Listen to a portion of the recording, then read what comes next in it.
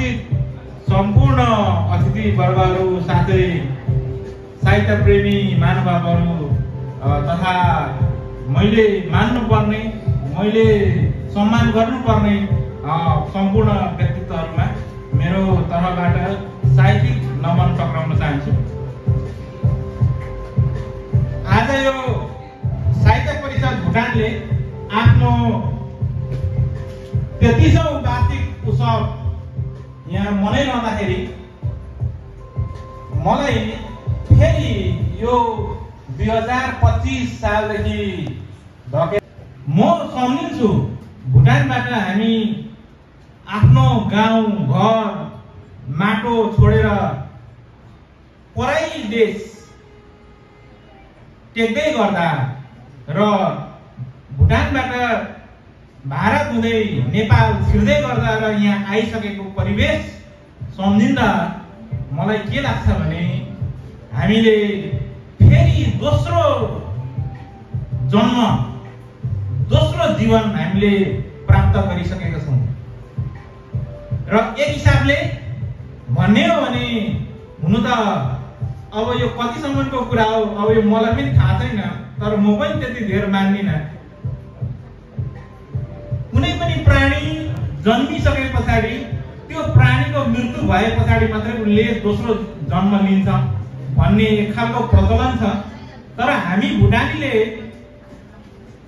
जन्मिसकेर मृत्यु नहुँदै हामीले 2-3 वटा जीवन हामीले भोगिसकेका छौँ र प्राप्त गरिसकेका छौँ र अहिले हामीहरू 1992 देखि आजसम्म आउँदा हामीले एउटा अर्कै नयाँ जीवन चाहिँ हामीले प्राप्त गरिसकेका छौँ। त्यसरी नै यो 1993 मा स्थापना भएको भाषा परिषद भुटान आज हामीहरू तेस्रो देश पुनर्वास भएर यो समयसम्म आउँदा 33औं वर्ष चाहिँ पुरा गरिसकेको छ र यो 33औं वर्षसम्म पुरा गर्दा भाषा परिषद भुटानदेखि परिवर्तन भएर साहित्य परिषद भुटानमा परिणत भएको छ र साहित्य परिषद भुटानले हिजो स्थापना हुँदाखेरिको आफ्नो के थियो उद्देश्य र के काम गरेर आयो भन्ने कुरा त पछि आउने नै छ। तर विशेष गरेर मैले यहाँ जोड्नु खोजेको कुरा के हो भने साहित्य परिषद भुटानले आफ्नो स्थापना कालदेखि नै भाषा प्रतिको लगाव र आफ्नो भाषा कस्तो हुनुपर्छ र भाषा प्रतिको माया के हो भन्ने कुरा दर्शाउनुको लागि नै स्थापना भएको हुनुपर्छ र त्यही दिशामा अगाडि बढेको हुनुपर्छ। किन भन्दाखेरि भाषा साहित्य देश भन्ने कुरा एकाकार हुन्छ र भाषा छैन साहित्य छैन भने ती मानवको मानवता अथवा उसको परिचय पनि हुँदैन र उसको परिचय नहुनु भनेको के हो भन्दाखेरि ऊ देशविहीन हुनु ऊ शरणार्थी हुनु त्यो हामी हुनु। त्यसै कारणले गर्दाखेरि यो भाषा निर्माण हुनु र भाषा जुन हाम्रो अहिले हामीले जुन बोलिरहेको भाषा छ हामी प्रायः त नेपाली भन्छौँ तर यो भाषा नेपाली भए पनि हामीले भनिरहेको हामीले भोगिरहेको हामीले गरिरहेको र हामीले लेखिरहेको साहित्यहरू के हुन् त? यो नेपाली साहित्य हुन् कि यो भुटानी साहित्य हुन् कि यो चाहिँ अङ्ग्रेजी साहित्य हुन् कि यो भारतीय साहित्य हुन् कि के हुन् भन्ने कुरा चाहिँ साहित्य जगतमा अहिले भुटानी साहित्य जगतमा अहिले यो बहसको विषय हो। त्यसै कारणले गर्दाखेरि हामी यो साहित्य परिषद भुटानसँग द लिटरेरी सोसाइटीले समन्वय गरेर काम गरिरहेछ र द लिटरेरी सोसाइटी अफ भुटानले के गरिरहेछ भन्दाखेरि देशसँग साहित्य अभियान सञ्चालन गरिरहेको छ। यो देशसँग साहित्य किन सञ्चालन गर्यौं हामीले भन्दा हामीले भाषा जे पनि बोल्न सक्छौं जे पनि हुन सक्छ तर हाम्रो साहित्य के हुने हो त भन्दा हाम्रो साहित्य भुटानी हुनुपर्छ र हामी कुन लडाईँमा छौं भन्दाखेरि हामी आइडेन्टिटीको लडाईँमा छौं हामी चाहिँ परिचयको लडाईँमा छौं। त्यही कुरा ठिक 1993 मा साहित्य परिषद भुटानले त्यो परिचयको लडाईँ सुरु गरेको थियो र अहिले पनि लडाईँ जारी राखेको छ र त्यसैमा हामी द लिटरेरी सोसाइटी अफ भुटानले पनि हाम्रो साहित्य भनेको भुटानी हुनुपर्छ र हामी भुटानी हुनुपर्छ भन्ने हाम्रो लडाइँमा छौँ। तर यसो भन्दाखेरि यो निरपेक्ष कुरा होइन। निरपेक्ष कुरा होइन भन्नु मतलब के हो भने त्यो हाम्रो सङ्गठनले त्यो हामीले गरेका कुराहरू हुन्, तर ती मध्येमा नपर्ने अरू मानिसहरू अरू भुटानीहरू पनि हुन सक्छन्। र अहिले हामीहरू यस्तो दुविधामा आएका छौँ। हामी 33औं वर्ष यो शरणार्थी शिविरमा बसिरहँदा हामीहरू यस्तो दुविधामा परेका छौँ कि हाम्रो परिचय के हो, म भुटानी हो कि म नेपाली हो कि म भारतीय हो कि म को हुँ भन्ने कुरा हामीहरू अलमलमा पर्दै आएका छौँ। तर हामी के भन्छौँ भने यस्ता खालको अलमलमा हामी पर्नु हुँदैन। हाम्रो परिचय भनेको भुटानी हो र भुटानी हुनुपर्छ भन्ने हाम्रो अभियान हो र हाम्रो अनुरोध पनि हो। र जति पनि हामीहरू यहाँ भुटानी छौँ र जति हामी कलाकृति छौँ, जति साहित्यकार छौँ, हामी सबैले हाम्रो कथा हाम्रो आफ्नो भाषामा लेख्न सक्छौँ। म राई हुँ, म राई भाषामा लेख्न सक्छु होइन। कोही तामाङ हुनुहुन्छ, तामाङ भाषामा लेख्न सक्नुहुन्छ। कोही मगर हुनुहुन्छ, मगर भाषामा लेख्नुहुन्छ। अब त्यो भाषामा लेखेको समग्र साहित्य त्यो के हुने त? त्यो के हुने हो? त्यो भुटानी हुने कि नहुने भन्ने कुरा चाहिँ मुख्य सवाल हो। त्यो कारणले हामीले लेख्दै गरेको साहित्य, हामीले बोल्दै गरेको भाषा होइन, यो भुटानसँग जोडिएको हुनुपर्छ, देशसँग जोडिएको हुनुपर्छ। सर्वप्रथम यदि हाम्रो परिचय हामीले कायम गर्न सकेनौँ भने हामीले गरिरहेको कामको पनि परिचय हुँदैन। त्यो कारणले गर्दाखेरि अहिले हामी के को सङ्कटमा छौँ त भन्दा मुख्य गरिकन सङ्कट भनेको हाम्रो परिचयको सङ्कट हो। यो परिचयको सङ्कटले गर्दाखेरि हाम्रो समाज ध्रुवीकृत भएकै छ, त्यसमा कुनै दुई मत छैन। तर यो ध्रुवीकृत हुनु पनि जरुरी छ। तर ध्रुवीकृत हुँदाखेरि यो निरपेक्ष ढङ्गबाट यसलाई ध्रुवीकृत हो भनेर हामीले बुझ्नु हुँदैन। यो के हुन्छ भने यो सधैँभरि यो सापेक्षिक हुन्छ र सापेक्षिक रूपले अगाडि बढेर गएको हुन्छ र सापेक्षिक रूपले यो विकसित भएर गएको हुन्छ। त्यो कारणले गर्दाखेरि जुन हिसाबबाट साहित्य परिषद भुटानले आफ्नो भाषालाई अमेरिका जब हामीहरू यहाँ थर्ड कन्ट्री सेटलमेन्ट पुनर्वास भएर चाहिँ हाम्रो भुटानीहरू हटाबाट चाहिँ पुनर्वास हुनु सुरु भए र अहिलेको स्थितिमा आइपुग्यौँ हामी, त्यो स्थितिले पनि के दर्शाउँछ अथवा त्यो स्थितिमा के भएको छ भने अमेरिकामा पुगेका हाम्रो अग्रजहरूले पनि हाम्रो यो जुन भाषा हामीले बोलिरहेको भाषालाई माया गर्नुभएको छ। त्यही मायाको कारणले गर्दाखेरि यसलाई विकास गर्नुपर्छ र यही कारणले गर्दाखेरि हामीहरूले चाहिँ अगाडि बढ्नुपर्छ। यदि हाम्रो चाहिँ भाषा सभ्यता चाहिँ कायम गर्नुपर्छ भन्ने हिसाबबाट अगाडि बढिरहनु भएको छ। यसको माने के हो भन्दा हाम्रो आइडेन्टिटी अरूको भन्दाखेरि एकदम छुट्टै छ, फरक छ। हामी नेपाली भाषा जे बोलिरहेका छौँ हामी नेपाली बोल्छौँ, तर नेपाली भने पनि जुन ठेट नेपाली यहाँको व्याकरण छ, नेपाली व्याकरण, त्यसमा हाम्रो खासै भन्यो भने भाषा फरक छ। हामीले हिजो भुटानबाट आउँदाखेरि त सिधै भन्यौँ हामीहरू, हिजो चाहिँ हामीले थोरै शिक्षित मान्छेहरूलाई थाहा थियो होला तपाईँ हजुर भन्ने, तर आफ्नो परिवारमा आमा बाउलाई सभ्य मान्छेहरूले पनि तिमी भन्दा बाहेक अर्को सम्बोधन गर्दैन थियो। तर नेपाली भाषामा यो छैन। त्यसको अर्थ के हो भन्दाखेरि हामी असभ्य भएको होइन।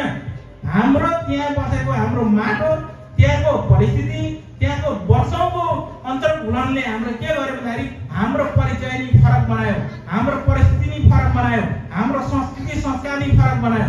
त्यो कारणले गर्दाखेरि हामी भुटानी भयौँ, नत्र भने हामी कसरी भुटानी भन्न चाहन्छु।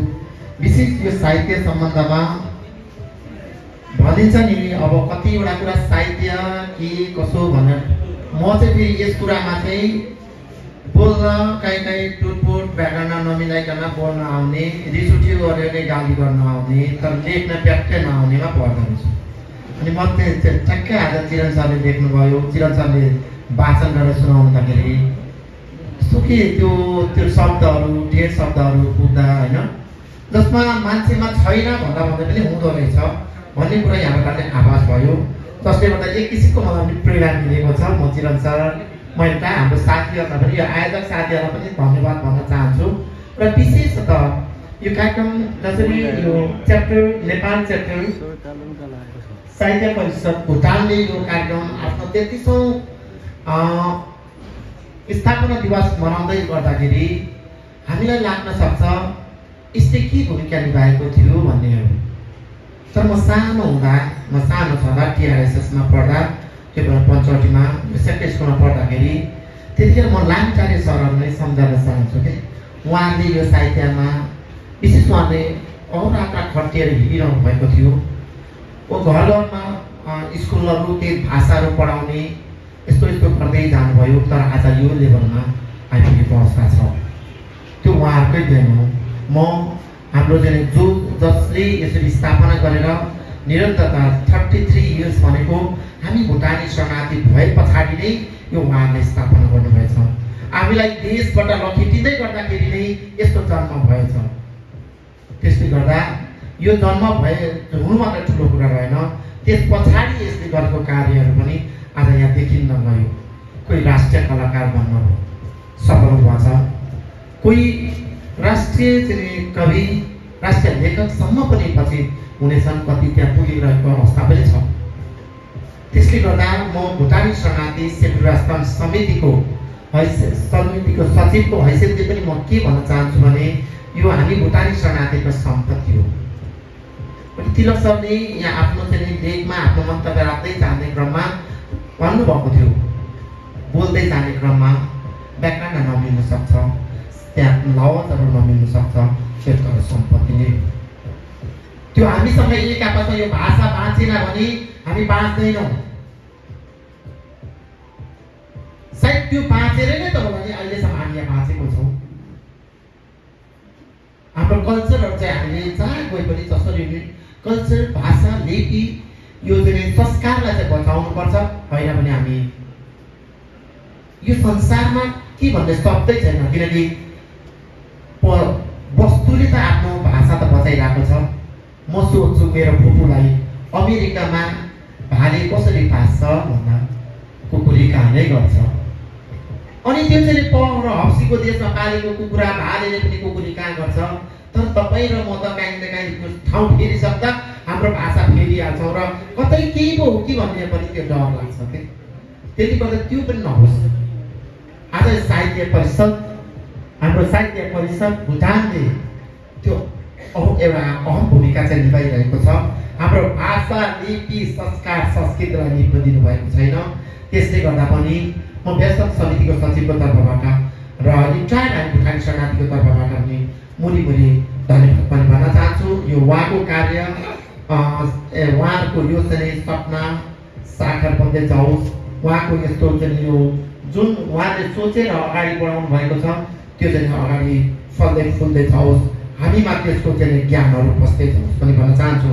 सँगसँगै म आज सायद यसैको कारणले गर्दा होला हाम्रो भाइ प्यारा भाइ दावा तामाङ नेपाल आइडलमा भोटिङ राउन्डमा पुग्नु भएको छ। भोइस अफ नेपालमा भोटिङ राउन्डमा पुगिसक्नु भएको छ। त्यसले गर्दा उहाँलाई म अग्रिम शुभकामना दिँदै हामी तमाम भुटानी शरणार्थीहरू अब एक हुने दिन आयो। हाम्रो मुद्दालाई उहाँले हाम्रो भुटानी शरणार्थी काठमाडौँमा जाने हो भने there is no more Bhutanese refugee भनेर त्यो यत्र त्यत्र विक्षिप्त छ, त्यहाँ छरिएको छ। भुटानी शरणार्थी यहाँ छैन, नेपालमा झापा र मोरङमा छैन भन्ने एउटा सन्देश गइराख्दाखेरि आज दावा तामाङ भाइले नेपाल आइडलबाट भुटनिज रेफ्युजी बेलदानीको झापाबाट त्यहाँ प्रतिस्पर्धामा सहभागी भएर आज भोटिङ राउन्डमा पुग्नु भनेको हाम्रो मुद्दालाई सरकार राष्ट्रिय अन्तर्राष्ट्रियमा स्टिल भुटानी शरणार्थी नेपालको झापा र मोरङमा रहेछ भन्ने कुरालाई पनि एक किसिमले उजागर गर्नको लागि सपोर्ट पुगेको छ। त्यसले गर्दा हामी चाँडै नै एउटा सानो बैठक राखेर दावा भाइलाई र केही हामी राष्ट्रिय कलाकारहरूलाई यस बेलडाङ्गीमा बोलाएर एउटा भोट माग्ने कार्यक्रम हामी चाँडै नै आयोजना गर्ने म तपाईँलाई एउटा जानकारी गराउन चाहन्छु र म तपाईँहरूलाई यो पनि भन्न चाहन्छु दावा भाइलाई तपाईँको आफन्तहरू विदेशमा जानुभएको छ भने उहाँहरूलाई कृपया फोन गरेर हुन्छ नेटमा हुन्छ कसरी हुन्छ दावा भाइलाई भोट गराउन अनि हाम्रो इतिहास अलि मास्तिर लैजाउँ हाम्रो चाहिँ तारालाई अलि मास्तिर स्थान दिने एउटा अहम भूमिका हामी सबैले निभाउँ भन्दै यहाँ नेतृत्वज्यूहरू नै आउनुभएको छ म तपाईँहरूलाई यो पनि म सूचना गर्न चाहन्छु र म दावा भाइलाई कति पनि नटक पकाइकन आफ्नो प्रयासलाई अगाडि बढाउँदै जानुहोस् हाम्रो सपोर्ट तपाईँलाई रहनेछ पनि भन्न चाहन्छु र म हामी लिडर साथीहरूले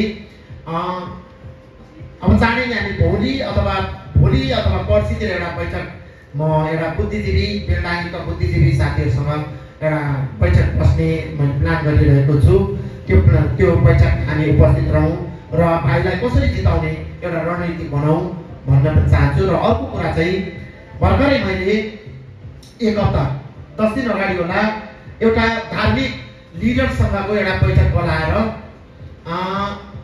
त्यहाँ पर हामीले प्रतिज्ञा लायो अब नेपालमा पनि यो चाहिँ हामीले दुक्से परमा पनि एकैटौँ च्यान खन्ने एकैटौँ दास असार गर्ने त्यो जङ्गलहरू मासिँदै गयो भन्ने खालको एउटा आवाज आए पछाडि त्यो प्रतिक्षालयमा हाम्रो पनि केही योगदान जाओस् न भनेर एउटा बैठक बोलाएको थिएँ। त्यसपछि बैठक पछाडि सबै धर्म नेता साथीहरूलाई धार्मिक अथवा सामाजिक नेता साथीहरूलाई एउटा वर्क त्यो के अरे सङ्कलन गर्नेमा मैले जिम्मा दिएको थिएँ। सकभर साथीहरूले त्यो काम सक्नुभएको होला, सक्नुभएको भए तपाईँहरूले बुझाउने पनि काम गरिदिनु होला किनकि काम रोकिरहेको छ भन्ने सूचना आइरहेको छ र सक्नुभएको छैन, सुरु गर्नुभएको छैन, आजको यो म्यासेजलाई लिएर सुरु गरिदिनु होला। सक्नुभएको छ भने बुझाइदिनु होला र अर्को कुरा सक्नुभएको छैन आधा हुनुहुन्छ भने अलिक स्पिड गरिदिनु होला पनि भन्न चाहन्छु। र म त्यसो भन्दै सम्पूर्ण हाम्रा साहित्यकार साथीहरूलाई म तपाईँको प्रयास, तपाईँको कलम सदाबार नथाकिकन अगाडि बढिरहोस् भन्दै म यो 33औं स्थापना दिवस साहित्य परिषद भुटानलाई म पनि फेरि पनि शुभकामना व्यक्त गर्दै मेरो केही शब्द अन्त्य गर्न चाहन्छु। धन्यवाद।